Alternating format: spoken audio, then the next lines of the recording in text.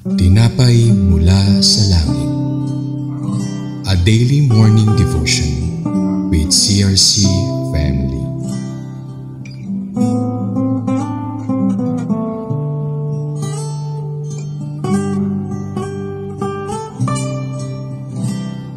Magandang buhay mga kapatid! Masaya po kaming makasama kayo ulit sa panibagong araw ng pag-aaral at pagninilay ng salita ng Diyos dito sa Tinapay Mula sa Langit. Let's pray. Our loving Father, salamat po sa panibagong araw at sa chance na mas makilala ka namin sa pag-aaral ng iyong salita. Inaanyayahan po namin ng iyong banal na spirito na samahan kami, mangusap sa aming puso at kami ay katagpuin. Ito po ang aming samo at dalangin sa pangalan ni Jesus. Amen. Alam mo yung moments na alam mong may magandang plano si Lord para sa'yo, pero parang hindi mo pa makita ng buo. May promise, may direction, pero kailangan mo munang unti-unting lakaran, suriin at alamin. Basahin natin ang nangyari sa Israel sa Joshua 18 verses 4 to 8 na may title na Surveying the Land for Division. So each tribe should choose 3 men. I will send them out to study the land. They will describe in writing the land their tribe wants as its share. Then they will come back to me. They will divide the land into 7 parts. The people of Judah will keep their land in the south. The people of Joseph will keep their land in the north. But you should divide the land into 7 parts. Describe the 7 parts in writing. Then bring what you have written to me. We will let the Lord our God decide which tribe will get which land. But the Levites do not get any part of these lands. They are priests, and their work is to serve the Lord. Gad, Reuben, and the eastern half-tribe of Manasseh have received the land promised to them. They are on the east side of the Jordan River. Moses, the servant of the Lord, gave it to them. So the men who were chosen started into the land. Their plan was to describe it in writing and take it back to Joshua. Joshua told them, "Go and study the land. Describe it in writing. Then come back to me. Then I will ask the Lord to choose the land you should get. We will do this here in Shiloh."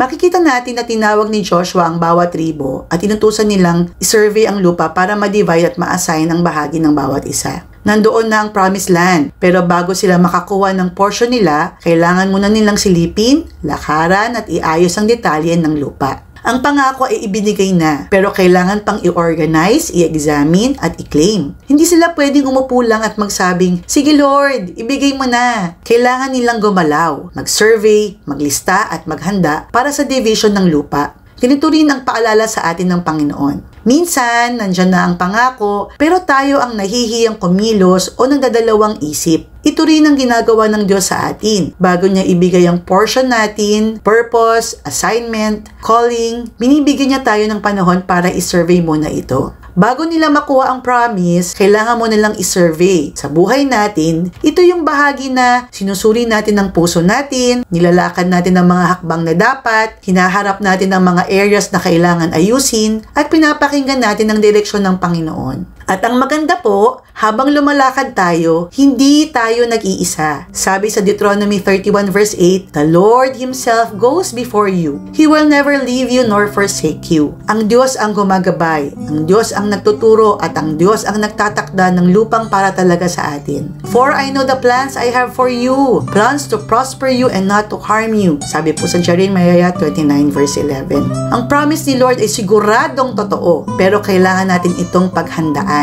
Kaya kapatid, baka oras na para i-survey mo ang land na ibinibigay ng Diyos sa'yo. Survey your calling, survey your gifts, survey your mission, and survey the areas where God is leading you. At tulad ng tribo ng Israel, when you step out in obedience, God will lead you to inheritance. Move, look, and claim because God has already prepared the land for you. Abba Father, salamat po sa reminder na may inihanda kang lupain para sa bawat isa sa amin. Mga pangako, plano at purpose na puno ng pag-asa at direksyon. Teach us not to hesitate, but to walk in courage, faith, and obedience. Buksan mo ang aming mga mata para makita ang path na inihanda mo. Bigyan mo kami ng wisdom sa bawat step at pusong laging handang sumunod sa iyo. Sa pag-survey namin ng aming calling at purpose, samahan mo po kami at ipakita mo muli na ikaw ay tapat. In Jesus' name we pray, Amen. Maraming salamat po sa pag-join nyo sa amin today. Gawin po nating habit na inilagay sa puso natin ang salita ng Diyos para maging guidance natin sa araw-araw. Kita-kits ulit bukas dito sa Tinapay Mula sa Langit. Huwag kalimutang i-share ang video para maging blessing din tayo sa iba. Pastora Mary Borja po, ang inyong lingkod mula sa CRC Antipolo Daughter Church. May we all have a Jesus-filled day today. Stay blessed mga kapatid!